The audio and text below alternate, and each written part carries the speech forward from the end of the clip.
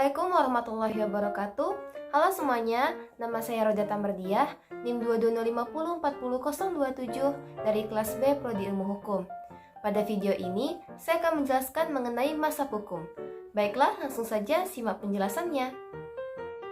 Pada video ini ada 8 mazhab yang akan saya jelaskan, yaitu mazhab hukum kodrat, mazhab historis, mazhab imperatif, ajaran hukum Hans Kelsen, mazhab sosiologis, mazhab fungsional, mazhab utilitarianisme, serta terakhir ada mazhab realisme hukum. Pertama, saya akan menjelaskan mengenai mazhab hukum kodrat.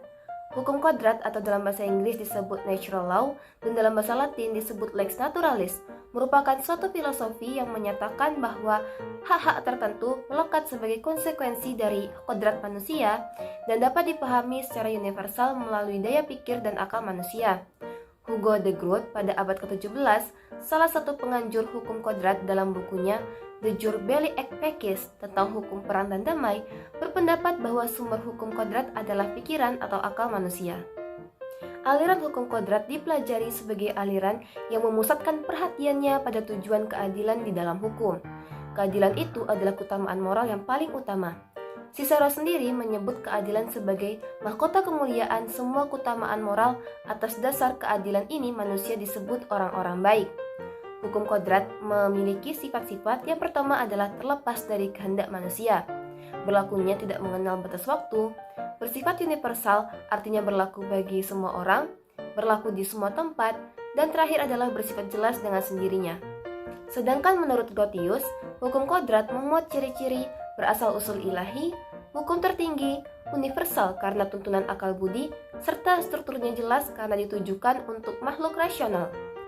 Hukum kodrat muncul pertama kali dalam filsafat Yunani kuno, disinggung di Alkitab, dan selanjutnya dihidupkan kembali serta dikembangkan pada abad pertengahan oleh para filsuf Katolik seperti Albertus Agung dan Thomas Aquino. Penganut mazhab hukum ini sendiri antara lain adalah Plato, Aristoteles, Aquino, Hugo de Groot, dan lain-lain. Aristoteles mengajarkan ada dua macam hukum, yaitu yang pertama hukum yang berlaku karena penetapan penguasa negara, serta hukum yang tidak tergantung pada pandangan manusia tentang baik dan buruknya, atau bisa dikatakan sebagai hukum yang asli. Di lain sisi, Thomas van Aquino membedakan hukum menjadi tiga, yaitu lex eterna atau hukum abadi, lex naturalis atau hukum kodrat, dan lex humana atau hukum positif. Beliau berpendapat bahwa segala kejadian di alam dunia ini diperintah dan dikemudikan oleh suatu undang-undang abadi atau lex eterna yang menjadi dasar kekuasaan dari semua peraturan lainnya. Lex eterna ini ialah kehendak dan pikiran Tuhan yang menciptakan dunia ini. Manusia dikaruniai Tuhan kemampuan berpikir dan kecakapan untuk membedakan baik dan buruk, serta mengenal berbagai peraturan perundang-undangan yang berasal dari undang-undang abadi itu. Hal inilah yang dinamakan hukum alam atau hukum kodrat oleh Thomas van Aquino. Hukum kodrat hanya memuat azas-azas umum seperti berbuat baik dan jauhilah kejahatan, bertindaklah menurut pikiran yang sehat, serta cintailah sesamamu seperti engkau mencintai dirimu sendiri. Menurut Thomas van Aquino, asas-asas pokok tersebut mempunyai kekuatan yang mutlak, tidak mengenal kekecualian, berlaku dimanapun dan tetap tidak berubah sepanjang masa. Selanjutnya, saya akan menjelaskan mengenai mazhab historis. Mazhab sejarah atau historic school, atau ada juga yang menyebutnya mazhab sejarah dan kebudayaan atau culture history school, merupakan salah satu aliran hukum yang timbul sebagai reaksi terhadap tiga hal. Yang pertama, rasionalisme pada abad ke-18 yang hanya mengandalkan jalan pikiran deduktif. Jalan pikiran pada masa itu didasarkan pada hukum alam, kekuatan akal dan prinsip-prinsip dasar serta tidak memperhatikan fakta sejarah, kekhususan dan kondisi nasional. Yang kedua adalah semangat revolusi Prancis yang menentang wewenang tradisi dengan misi kosmopolitannya. Serta terakhir, pendapat yang berkembang pada masa itu di mana hakim dilarang untuk menafsirkan hukum karena undang-undang dianggap dapat memecahkan semua masalah hukum. Aliran ini terkenal terutama di negara-negara penganut sistem common law. Tokoh-tokoh pendukung mazhab sejarah yaitu Frederick Carl van Savigny, Pukta, dan Henry Summermain. Mazhab sejarah dipelopori oleh seorang ahli hukum bangsa Jerman, Frederick Carl von Savigny, yang mana menurut Savigny dunia ini terdapat beragam bangsa di mana tiap bangsa memiliki Volksgeist atau jiwa bangsanya masing-masing. Aneka ragam jiwa bangsa tersebut dapat dilihat melalui berbagai ragam bahasa, adat istiadat, dan organisasi sosial masyarakat yang dimiliki oleh tiap bangsa. Perbedaan jiwa bangsa tersebut juga menimbulkan perbedaan pandangan mengenai keadilan. Savigny memiliki pandangan yang bertolak belakang dengan aliran hukum alam yang memandang bahwa hukum bersifat universal dan abadi. Ia berpendapat bahwa hukum mengalami perubahan sesuai dengan keadaan masyarakat dari masa ke masa, sehingga tidak mungkin ada hukum yang bisa berlaku untuk semua bangsa. Pendapat Savigny juga bertolak belakang dengan positivisme hukum. Menurutnya, hukum timbul bukan karena perintah penguasa atau karena kebiasaan, tetapi karena perasaan keadilan yang terletak di dalam jiwa bangsa. Hukum tidak dibuat tetapi tumbuh dan berkembang dalam masyarakat. Pemikiran Savigny ini kemudian dikembangkan oleh Pukta. Ia berpendapat bahwa hukum suatu bangsa terikat pada jiwa bangsa yang bersangkutan. Sedangkan Maine bernyatakan ia melakukan penelitian untuk memperkuat pemikiran von Savigny yang membuktikan adanya pola evolusi pada pembagi masyarakat dalam situasi sejarah yang sama. Yang ketiga adalah mazhab imperatif. Mazhab imperatif dipelopori oleh John Austin. Hukum menurut Austin adalah perintah dari penguasa yang berdaulat. Hukum yang berlaku menurut aliran ini adalah peraturan bagi perilaku manusia yang berlaku umum dan berasal dari golongan yang secara politis berkedudukan lebih tinggi untuk golongan yang statusnya lebih rendah. Suatu perintah itu ada kalau ada persen tertentu yang mengeluarkan perintah itu. Ini berarti bahwa hukum yang berlaku pada suatu negara adalah perintah dari penguasa negara yang berdaulat, di mana para penguasa itu sendiri atau sejumlah person dalam negara tersebut. Masing-masing negara memiliki perintah yang berbeda dengan caranya masing-masing. Oleh karena itu, timbul beraneka macam sistem hukum yang saling berbeda antara negara yang satu dengan negara lainnya. John Austin mencari dasar-dasar sama pada tiap-tiap sistem itu. Di dalam suatu masyarakat, timbul suatu alat sosial yang dinamakan hukum. Hukum merupakan suatu proses sosial untuk menyelesaikan perselisihan dan menjamin adanya ketertiban dalam masyarakat. Tugas ilmu pengetahuan hukum menurut Austin adalah mempelajari sifat dan hakikat dari hukum, perkembangannya dan hubungannya dengan masyarakat. Dalam setiap masyarakat terdapat pengaruh timbal balik antara peraturan-peraturan yang abstrak dengan kehidupan para anggota masyarakat itu. Kebutuhan sosial dalam masyarakat menimbulkan tekanan-tekanan yang kemudian tekanan itu harus disalurkan melalui hukum. Tiap masyarakat memiliki kebutuhan yang berbeda, serta setiap negara mempunyai sistem yang berbeda pula dalam usaha untuk menyelesaikan persoalan yang timbul dari kebutuhan-kebutuhan sosial di negara itu. Menurut Austin, ilmu pengetahuan hukum umum berusaha menjelaskan hubungan antara hukum, konsepsi-konsepsi hukum, dan kehidupan masyarakat. John Austin memberikan definisi hukum adalah perintah dari penguasa, maka ia melaksanakan penelitiannya terbatas pada sistem-sistem hukum yang telah maju saja. Oleh karena itu, ajaran John Austin sering disebut mazhab positivist analitis. Austin membagi studi terhadap hukum ini menjadi dua, yaitu jurisprudence dan science of legislation. Mazhab selanjutnya adalah mazhab sosiologis. Mazhab sosiologis atau sociological jurisprudence dipelopori oleh Eugen Ehrlich, Max Weber, dan Hamaker. Mazhab ini berpendapat bahwa hukum itu sebenarnya merupakan hasil pertentangan-pertentangan dan hasil pertimbangan antara kekuatan-kekuatan sosial, cita-cita sosial, institusi sosial, perkembangan ekonomi, dan pertentangan serta pertimbangan kepentingan-kepentingan golongan atau kelas-kelas dalam masyarakat. Ilmu pengetahuan hukum tidak dapat hanya mendasarkan diri pada analisis logika saja terhadap kaidah hukum, melainkan juga harus menggunakan pendekatan secara sosiologis. Sosiologis adalah ilmu pengetahuan yang menyelidiki hubungan antara gejala masyarakat yang satu dengan gejala masyarakat yang lain.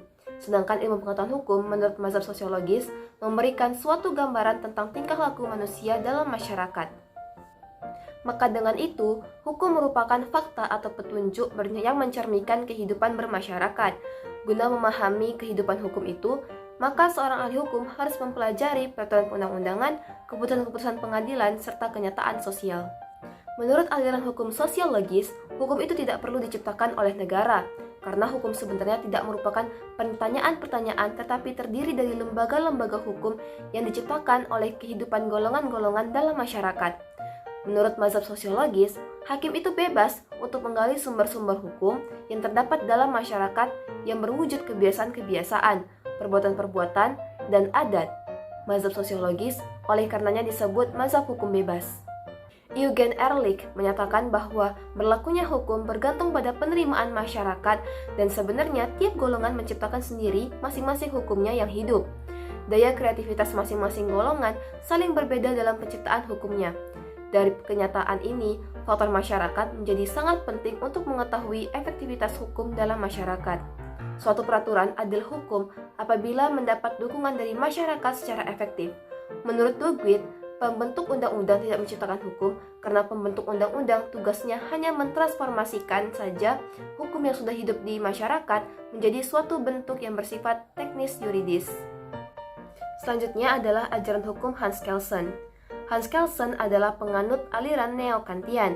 Ajarannya didasarkan pada doktrin Immanuel Kant yang memisahkan secara tajam antara pengertian hukum sebagai solen dan hukum sebagai sein. Hans Kelsen ingin memurnikan hukum dari anasir-anasir yang metafisis filosofis karena ia menghendaki terciptanya suatu ilmu pengetahuan hukum yang murni. Untuk merealisasi keinginannya itu, Kelsen menghilangkan semua unsur yang irrelevan atau tidak perlu dan memisahkan ilmu pengetahuan hukum dari ilmu-ilmu pengetahuan sosial. Menurut beliau, hukum tidak menggambarkan apa yang sebenarnya terjadi, tetapi menentukan peraturan-peraturan yang itu meletakkan norma-norma bagi tindakan yang harus dilakukan orang. Dengan demikian, maka dapat disimpulkan bahwa hukum tidak menyatakan apa yang benar-benar terjadi, tetapi ia menentukan apa yang seharusnya terjadi. Kelsen berpendapat bahwa satu-satunya objek pendidikan ilmu pengetahuan hukum adalah sifat normatif yang diciptakan hukum, yaitu sifat keharusan untuk melakukan suatu perbuatan sesuai dengan peraturan hukum. Jadi, menurut Kelsen, pokok persoalan ilmu hukum itu ialah norma hukum yang terlepas dari pertimbangan-pertimbangan semua isinya, baik dari segi etika maupun sosiologis. Setiap perbuatan hukum harus dikembalikan kepada norma yang memberi kekuatan hukum pada tindakan manusia tertentu. Sebagai contoh, misalnya hukuman penjara terhadap A dapat dibenarkan karena merupakan putusan pengadilan. Pengadilan mempunyai wewenang memutuskan karena ada hukum pidana. Nah, hukum pidana ini mempunyai kekuatan berlaku karena dibuat oleh badan legislatif. Sedangkan badan legislatif mempunyai wewenang untuk itu karena diatur atas dasar ketentuan undang-undang dasar atau konstitusi. Konstitusi menurut Hans Kelsen, kekuatan hukumnya berasal dari luar hukum, yaitu dari hipotesis pertama atau ground norm. Maka kalau jadi ground norm itu telah diterima oleh masyarakat harus ditaati. Jadi ilmu pengetahuan hukum menurut Kelsen menyelidiki tingkatan norma-norma. Kekuatan berlaku dari tiap norma yang bergantung pada hubungannya yang logis dengan norma yang lebih tinggi sampai pada suatu hipotesis yang pertama. Hipotesis pertama bersifat abstrak, tetapi bila ditelusuri menuruni urutan norma-norma itu, maka makin lama norma tersebut akan menjadi lebih konkret. Akhirnya, sampai pada norma yang memaksakan kewajiban kepada individu tertentu yang mungkin berupa suatu putusan pengadilan atau perintah pejabat atau perikatan atau hanyalah pelaksanaan diri dari suatu norma yang lebih tinggi. Pandangan Hans Kelsen tentang tata hukum sebagai suatu bangunan norma-norma yang tersusun secara hierarki disebut sebagai Steubenbauer teori. Sebagai sebuah teori hukum, Steubenbauer teori adalah teori hukum positif, tetapi bukan hukum positif pada suatu sistem hukum tertentu, melainkan suatu teori hukum umum. Paparan Hans Kelsen tentang Steubenbauer teori bertujuan untuk menjelaskan bagaimana sesungguhnya hukum itu berasal hingga muncul dalam peraturan hukum positif. Steubenbauer teori adalah bagian dari ilmu hukum atau legal science dan bukan soal kebijakan hukum atau legal policy. Teori Kelsen tidak luput dari kelemahan, antara lain yang pertama, teori hukum murni. Klaim purifikasi hukum Kelsen cenderung tidak konsisten dan justru menjadikan hukum sesuatu yang tidak bisa menjadi murni atau impure. Teori hukum murni dianggap tidak mampu memberikan jawaban yang tuntas dan meyakinkan mengenai keadilan. Yang kedua adalah konsep ground norm. Ground norm bukan hukum positif, hanya presupposisi yang ada dalam kesadaran hukum. Dalam praktik, legalitas dan validitas ground norm tidak terletak pada efektivitasnya, melainkan justru pada penerimaannya di pengadilan. Yang ketiga ada teori hierarki norma. Teori ini dianggap tidak memiliki dasar yang kuat karena sumber-sumber hukum tersebut seperti kebiasaan, undang-undang atau doktrin presiden dalam sistem Anglo-Saxon tidak berada pada posisi subordinatif. Selanjutnya saya akan menjelaskan mengenai mazhab fungsional. Tokoh pada mazhab ini adalah Roscoe Pound. Menurut beliau, manusia tidak mungkin dapat memahami sesuatu kalau belum tahu apa dan bagaimana kerjanya sesuatu itu. hukum bukan hanya merupakan kumpulan norma-norma abstrak dan tertib hukum saja, melainkan hukum merupakan suatu proses untuk mengadakan keseimbangan antara kepentingan-kepentingan yang saling bertentangan. Untuk menjelaskan hal tersebut, Roscoe menggunakan istilah social engineering yang menganjurkan mempelajari akibat sosial yang ditimbulkan oleh lembaga-lembaga hukum. Dalam melakukan social engineering hukum, harus dikembangkan terus-menerus agar selalu selaras dengan nilai-nilai sosial yang selalu berubah. Selanjutnya adalah mazhab utilitarianisme. Utilitarianisme merupakan mazhab atau aliran hukum yang menempatkan suatu fungsi atau manfaat untuk tujuan utama hukum. Maksudnya adalah aliran ini mempunyai suatu kebahagiaan atau happiness. Aliran ini memandang dari baik dan buruk serta adil atau curang dari suatu hukum. Hal ini tergantung apakah hukum tersebut memberi kebahagiaan atau tidak yang nantinya akan dirasakan oleh manusia. Sesuai dengan motonya yaitu the greatest happiness for the greatest number of people. Aliran ini bisa dibilang termasuk kategori aliran positivisme hukum, karena aliran ini mempunyai tujuan untuk menciptakan ketertiban di lingkungan masyarakat. Selain itu, hukum menurut aliran utilitarianisme merupakan suatu cerminan dari perintah sang penguasa dan bukan hanya rasio semata. Beberapa tokoh pendukung aliran ini yaitu Jeremy Bentham, John Stuart Mill, dan Rudolf von Joring. Baiklah, kita masuk ke pembahasan terakhir yaitu mazhab realisme hukum. Mazhab realisme hukum lahir dari pemikiran Carl Llewellyn, Jerome Frank, dan Justice Oliver Wendell Holmes. Aliran ini sering diidentikan dengan pragmatic legal realism yang berkembang di Amerika Serikat. Realisme hukum memandang bahwa hukum itu adalah hasil dari kekuatan-kekuatan sosial dan alat kontrol sosial.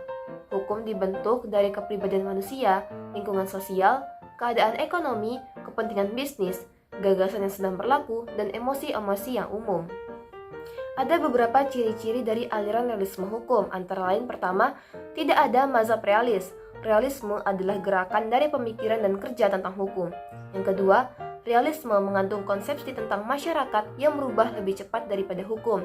Yang ketiga, realisme menganggap adanya pemisahan sementara antara hukum yang ada dan yang seharusnya ada. Yang keempat, realisme tidak percaya pada ketentuan-ketentuan dan konsepsi-konsepsi hukum. Sepanjang ketentuan-ketentuan dan konsepsi hukum menggambarkan apa yang sebenarnya dilakukan oleh pengadilan dan orang-orang. Serta terakhir, realisme menekankan evolusi tiap bagian dari hukum dengan mengingatkan akibatnya.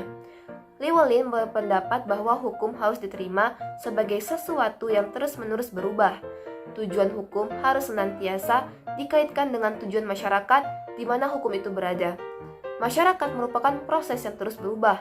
Oleh karena itu, perubahan hukum harus dilakukan secara esensial. Oliver Wendell Holmes mengemukakan bahwa hukum adalah apa yang diramalkan dan diputus kenyataannya di pengadilan. Jadi bagi beliau, hukum adalah kelakuan aktual para hakim atau patterns of behavior, sebab patterns of behavior hakim ditentukan oleh 3 faktor. Yang pertama, kaidah-kaidah hukum yang dikonkretkan hakim dengan metode interpretasi dan konstruksi. Yang kedua, moral hidup para pribadi hakim, serta yang ketiga adalah kepentingan sosial. Baiklah, sekian video penjelasan dari saya mengenai mazhab hukum. Terima kasih telah menonton. Wassalamualaikum warahmatullahi wabarakatuh.